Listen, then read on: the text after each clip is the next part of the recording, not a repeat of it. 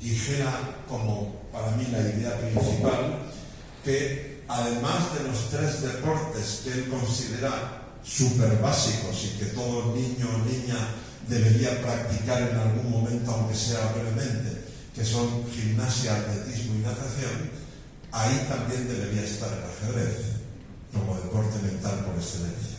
Así que yo creo que El Salvador estará pronto como un país de referencia en esta pantalla. Y ahora ya vamos al grano, porque cuando llego a este punto, muchos ministros de educación, de hecho en las últimas 2 semanas ya me ha ocurrido otras 2 o 3 veces, me interrumpen y me dicen: muy bien, Leoncho, ya estoy convencido de que el ajedrez puede ser una herramienta educativa muy potente. Pero ahora contéstame una pregunta.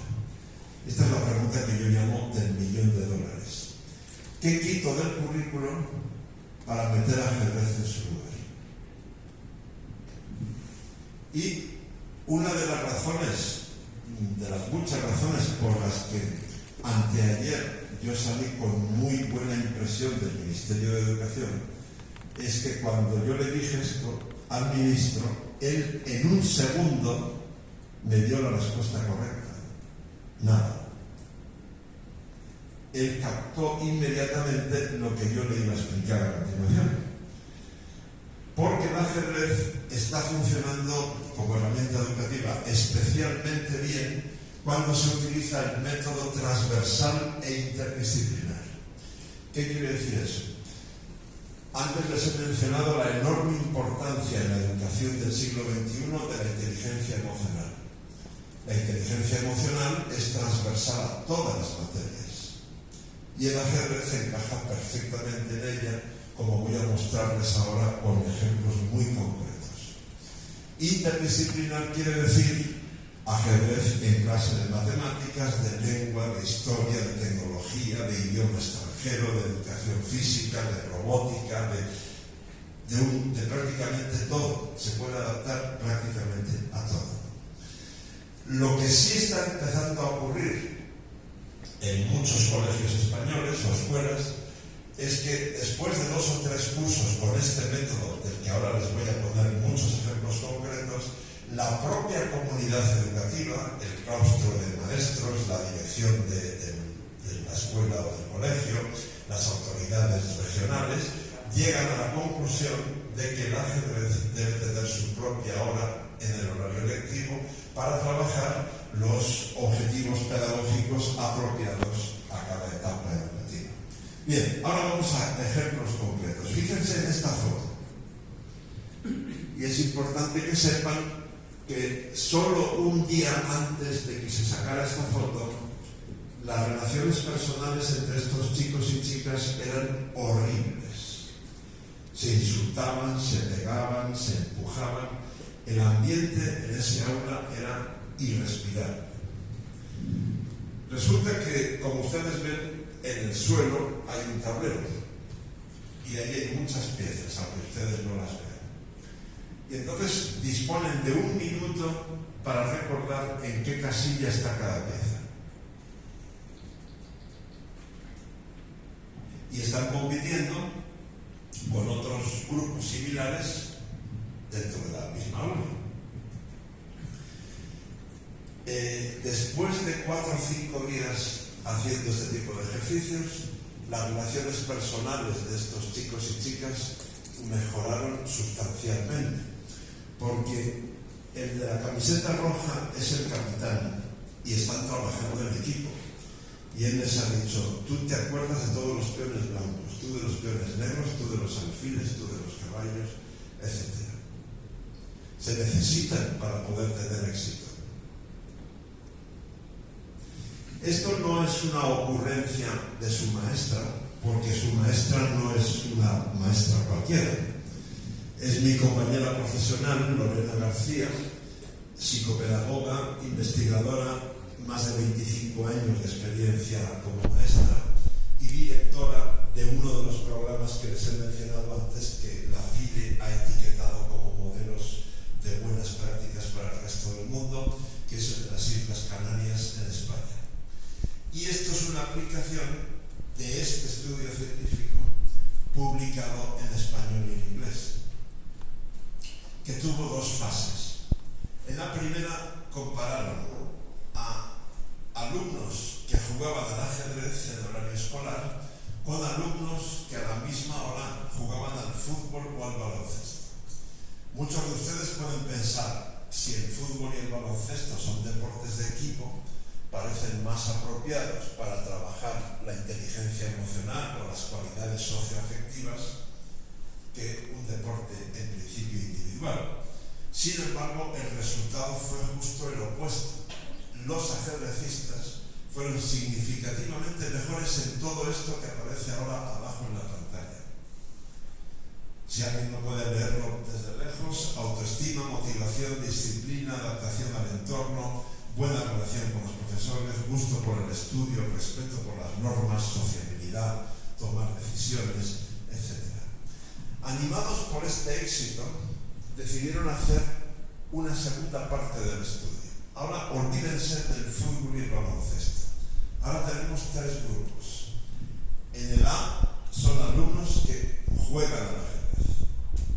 En el B son alumnos cuyos maestros utilizan el ajedrez como herramienta educativa con ellos. Y el C es un grupo control sin relación alguna con el ajedrez.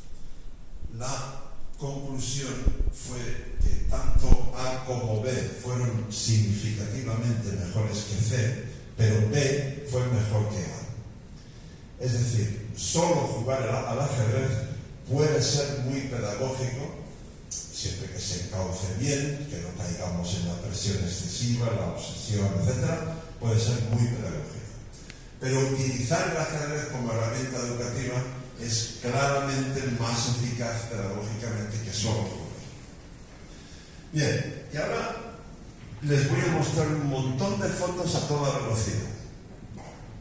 Pero antes, permítanme subrayar este lema del programa de ajedrez educativo de las Islas Canarias: educando personitas, no campeones, que me gusta mucho. Y ahora les enseño todas las fotos que me presta Lorena para hablar de ajedrez e inteligencia emocional. Este, por ejemplo, son los rincones que se crean en la escuela o en el colegio para que el ajedrez esté presente visualmente cada día. Esto, por ejemplo, sería ajedrez en clase de inglés, el Chess Corner. Y ahora, a partir de aquí, les voy a sorprender, porque ahora, a partir de aquí, hay que olvidarse de las convenciones. Olvídense de que al ajedrez juegan dos personas durante horas en absoluto silencio, en una mesa, con piezas blancas y negras, con unas reglas muy rígidas.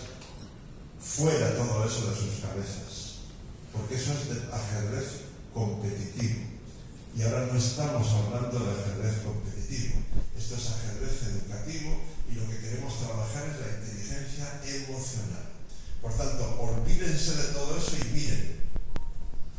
Sacamos el ajedrez de sus escenarios convencionales, lo llevamos al patio, a los recreos, creamos retos para los alumnos. Estos serían los conceptos, digamos, más importantes con los que se trabaja en el campo de la inteligencia emocional. Hay más, pero bueno, esto da una idea de más o menos de qué estamos hablando. Y con estos conceptos se pueden resolver todo este tipo de problemas.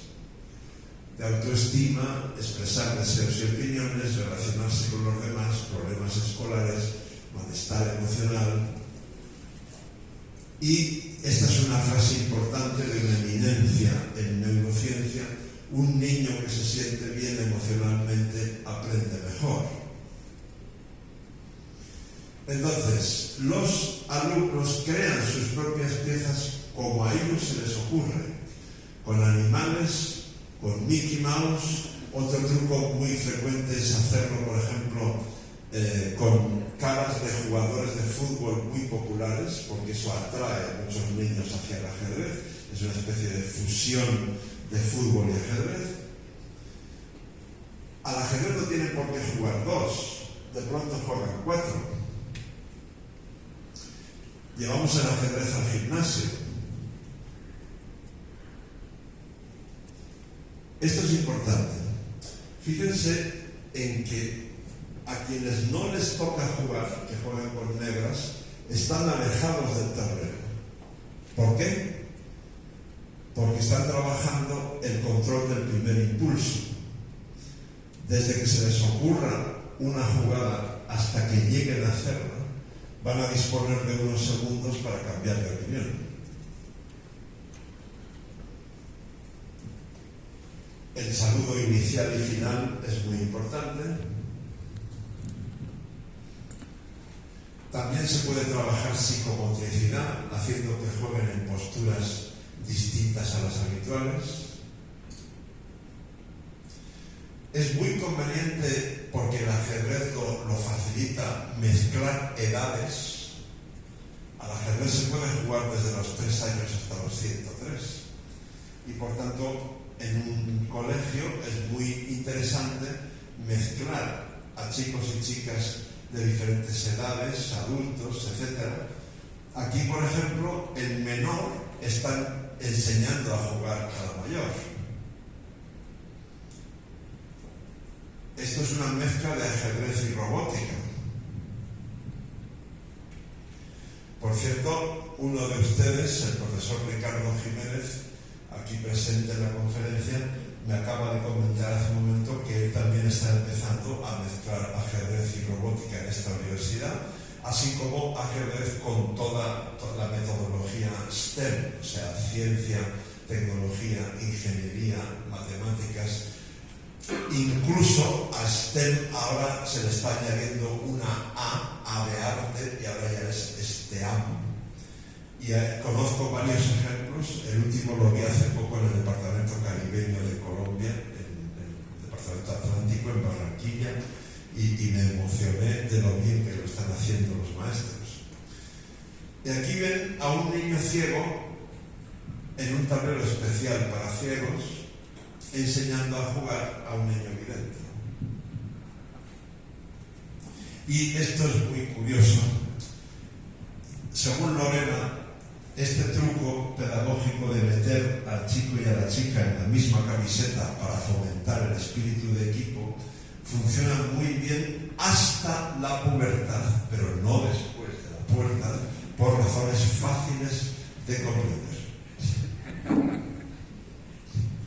Bien, matemáticas. Estas 3 serían las ideas básicas de por qué el ajedrez funciona muy bien para explicar una gran parte de la geometría, la aritmética y el álgebra de forma muy amena para los alumnos y muy eficaz para los maestros.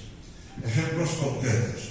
Además, ahora estoy viendo que alguno de ustedes está tentado de echar una siesta durante mi conferencia y eso no puede ser. Así que vamos a interactuar un poco. Ustedes son mis alumnos, yo soy su maestro y les pregunto, ¿el tablero es simétrico? ¿Sí? ¿Alguien no está de acuerdo? No. ¿Alguien ha dicho no? Bien. ¿Saben cuál es la respuesta correcta? Depende. ¿De qué depende? Del eje. Porque, fíjense, si los colores de los rincones son distintos, no hay simetría.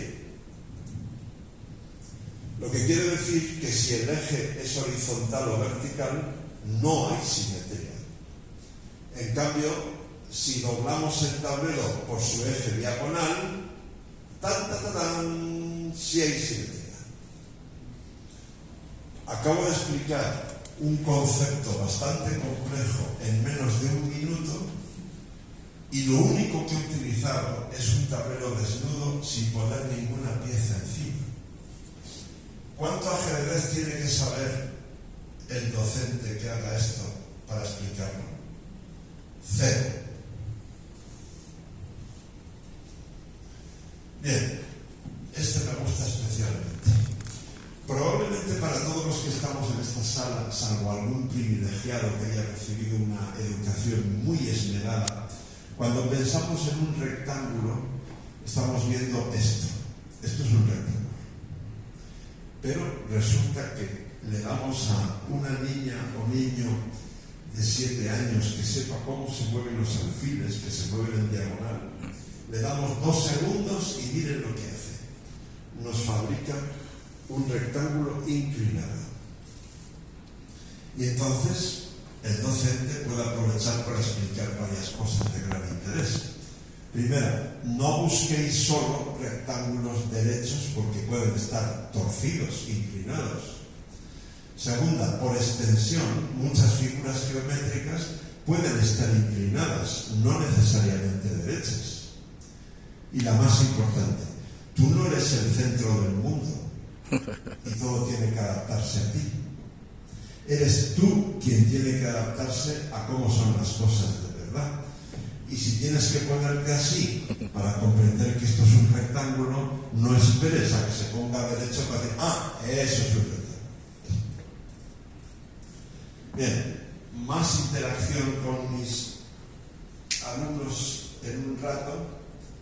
Por ejemplo, ¿cuántos cuadrados hay en un tablero de ajedrez? 64. ¿Y el tablero no es cuadrado también? 65. Más los demás. ¿Alguien da más? Un montón. Esa es la respuesta correcta que daría un niño, efectivamente. Un niño diría, un niño que esté muy atento en clase y que tenga la cabeza despierta, diría que hay un montón, porque tenemos que añadir todos los de 2x2 como este verde, los de 3x3 como ese amarillo, los de 4x4, 5x5 y, ojo, no solo los contiguos. Si el verde está formado por las casillas A8, A7, B8 y B7, el siguiente no es el que empieza en C8, sino el de B8, B7, C8, C7. Y entonces efectivamente son un montón, concretamente son 204. En fracciones, 204. En fracciones podemos trabajar modelos continuos y discontinuos, cuartos, medios, octavos, 16avos. Esto lo podemos complicar, lo que el docente necesite. En aritmética podemos trabajar la inteligencia abstracta sustituyendo los números por iniciales de las piezas. Si la torre vale 5, la dama vale 10 y el caballo vale 3, la suma es 18. Y una vez más, el docente puede complicar esto todo lo que necesite según lo que quiera enseñar. Incluso en álgebra pueden utilizar la misma técnica y siguen trabajando la inteligencia abstracta, pero aprender jugando y jugar aprendiendo, que es la clave de todo esto, ¿no? Bien, ahora yo soy profesor de historia y hoy me he levantado preocupado porque tengo que explicar un momento importantísimo en la historia de la humanidad, que es la Revolución Francesa. Pero claro, si empiezo a hablar de los filósofos y escritores franceses del siglo XVIII, Robespierre, Diderot, Voltaire, Rousseau, me temo que mis alumnos se van a dormir en clase. Pero entonces mi gran aliado es el señor Philidor.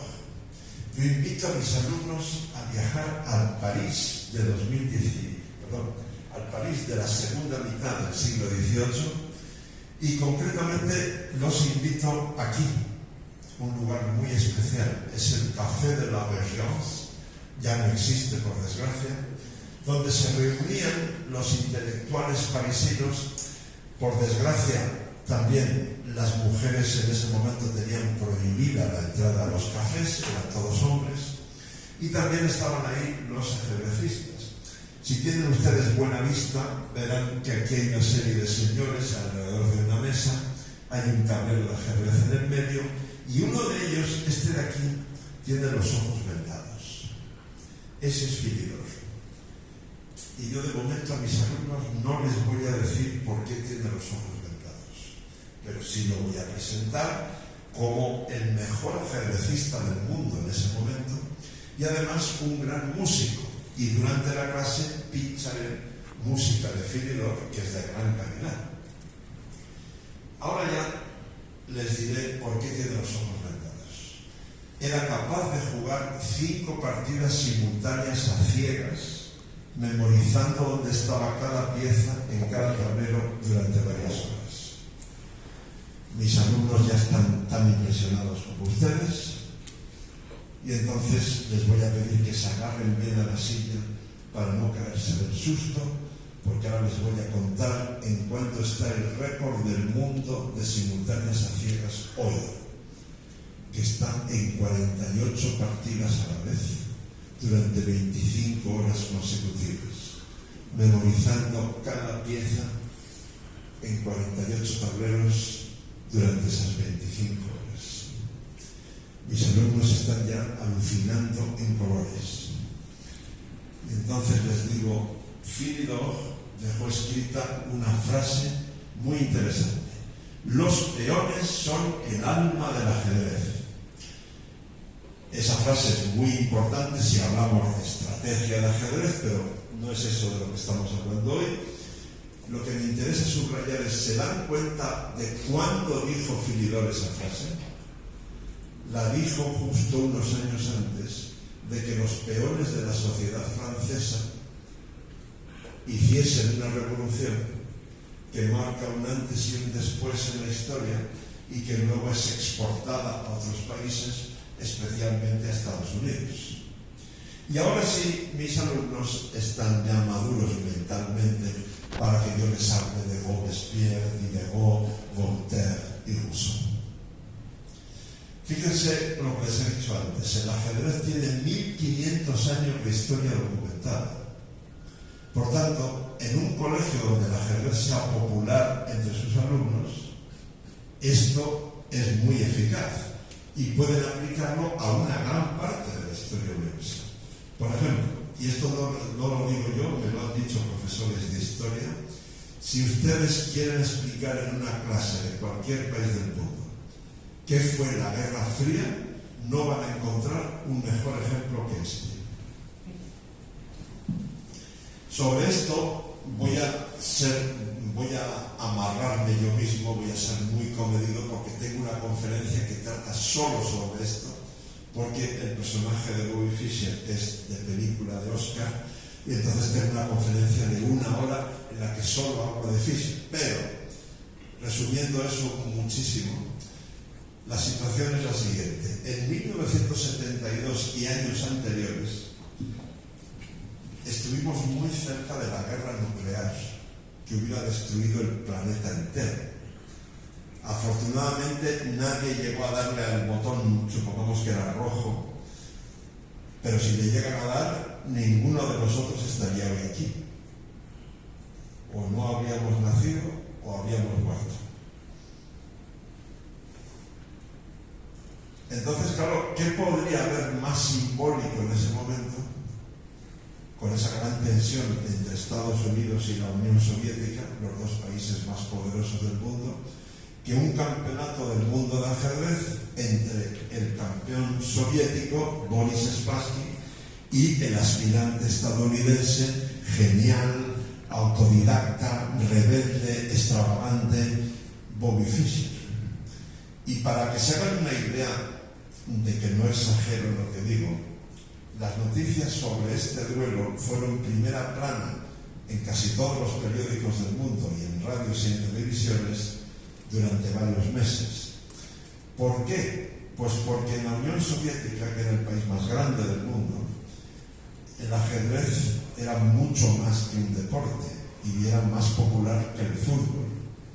Tenía 287 millones de habitantes, de los cuales 5 millones eran ajedrecistas federados y unos 50 millones practicaban el ajedrez esporádicamente en colegios, cuarteles, en centros de personas mayores, en la calle cuando no hacía mucho frío, etc.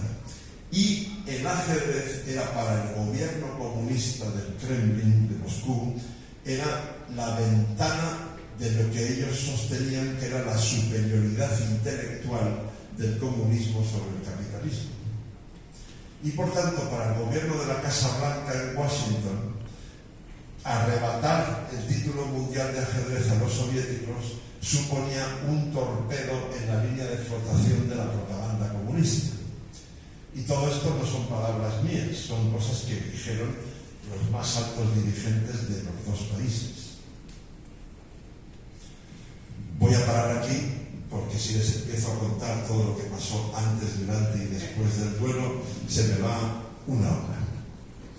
Pero ahora lo que sí quiero hacer es invitarles a ustedes a un mundo maravilloso, que es el de los niños de 2 a 5 años.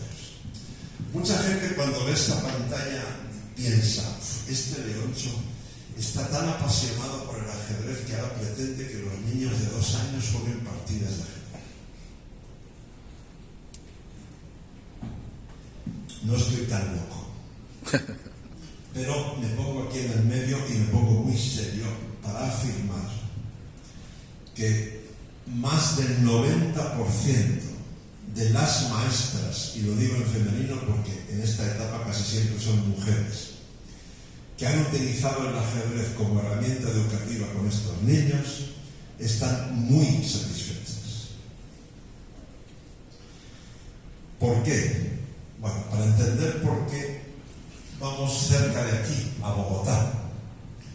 En la foto de la derecha, la señora de la izquierda es mi compañera Adriana Salazar, que lleva más de 25 años aplicando al ajedrez las teorías de educación innovadora de la Universidad de Harvard. Como ven, el tablero gigante de suelo es muy importante. El ajedrez se mezcla con música y danza.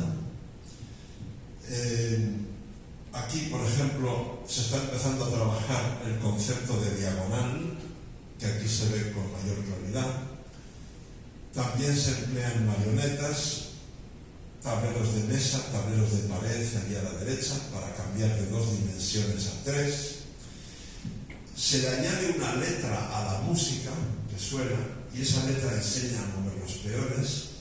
Y cuando los niños, después ya de acostumbrarse a corretear, a bailar por el tablero, se aprenden cómo se mueven los peones, Adriana va donde Alejandra, que tiene 3 años, y le dice: Alejandra, tú eres un peón. Y como eres muy valiente, nunca vas hacia atrás, solo caminas hacia adelante.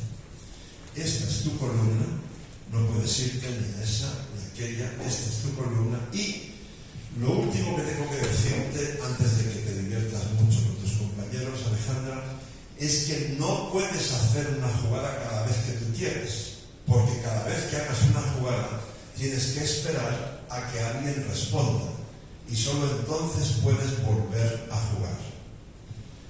A través de este método tan sencillo, miren todo lo que se puede trabajar. Estos son 10 objetivos pedagógicos, podría poner bastantes más.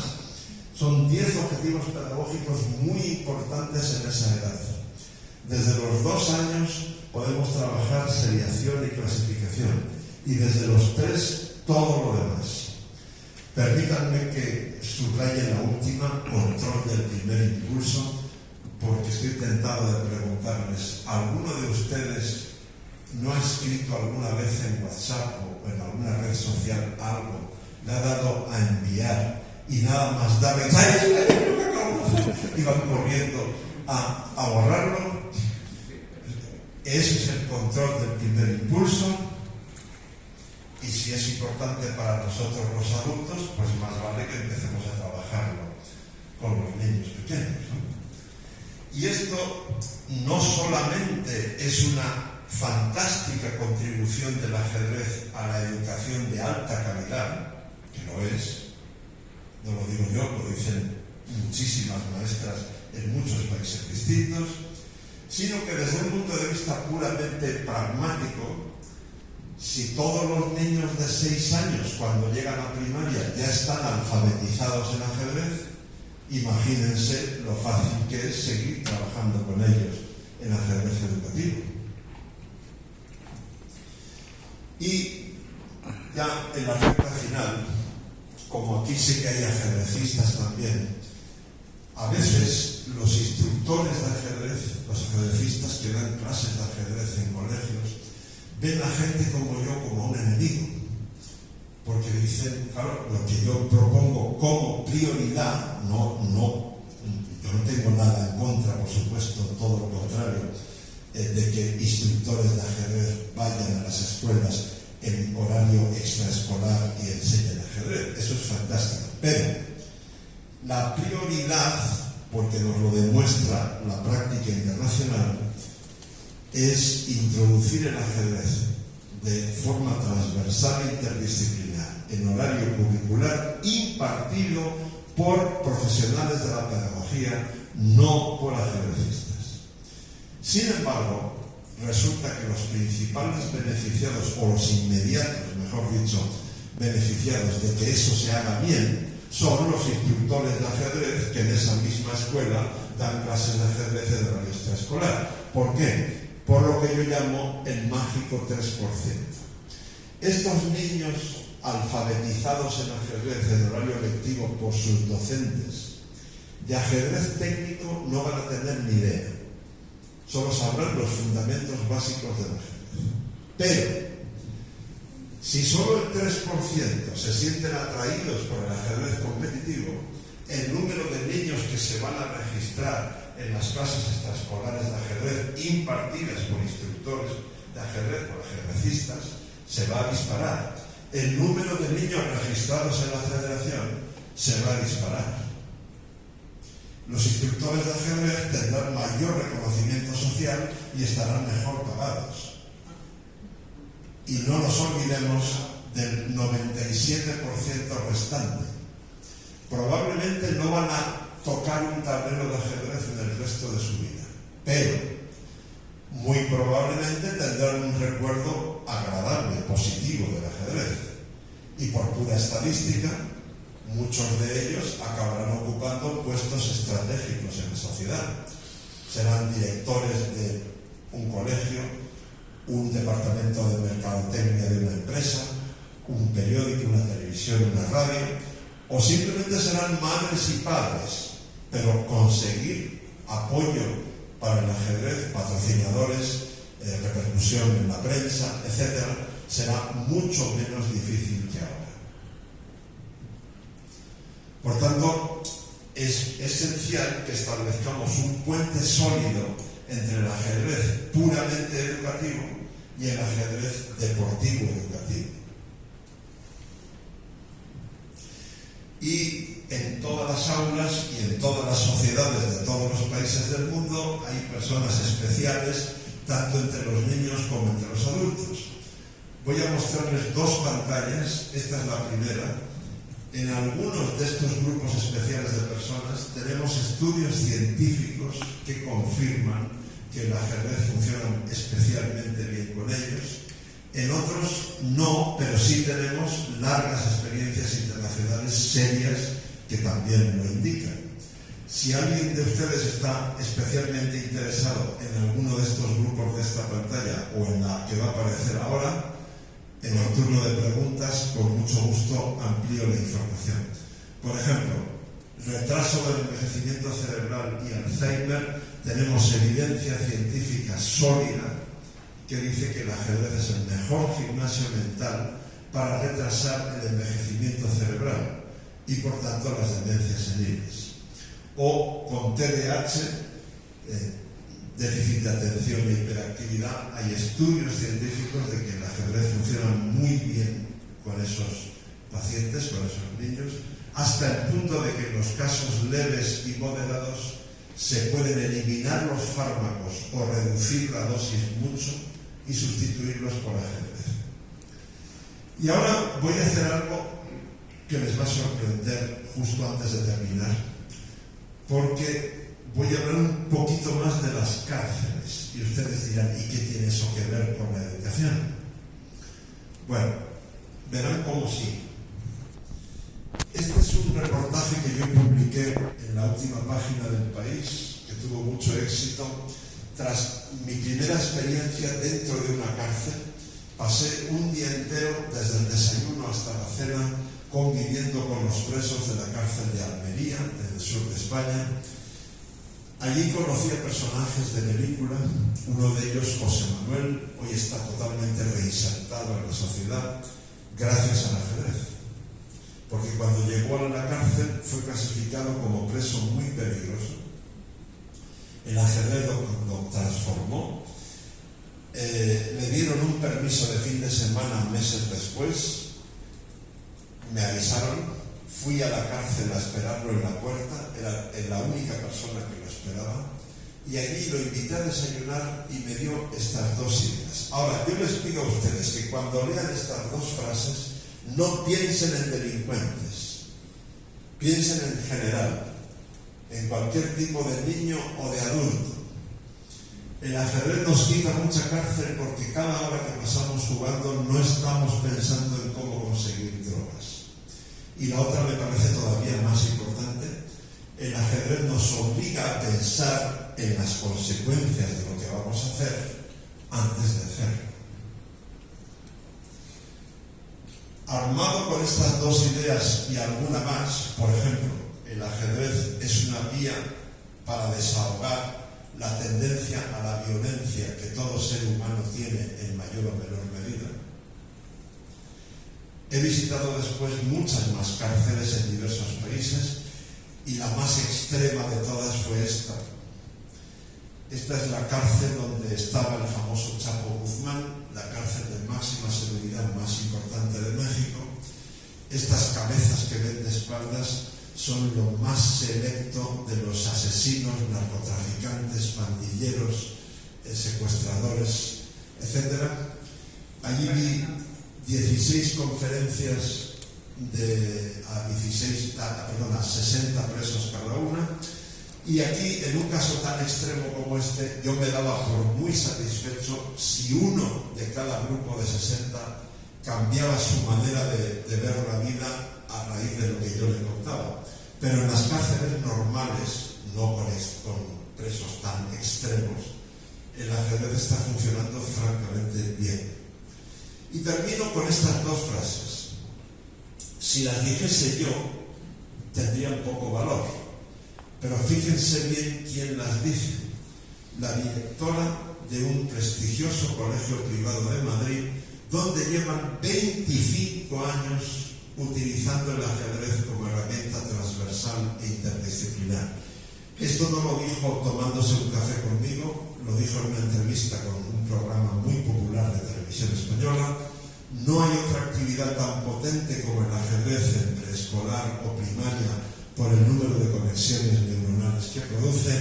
Internet enseña todos los ríos y lagos del mundo, pero el ajedrez enseña a pensar, nada menos. Yo me planteé un reto al empezar esta conferencia y ahora ustedes me dirán si he conseguido convencerles de que el ajedrez puede ser una aportación importante a la educación innovadora de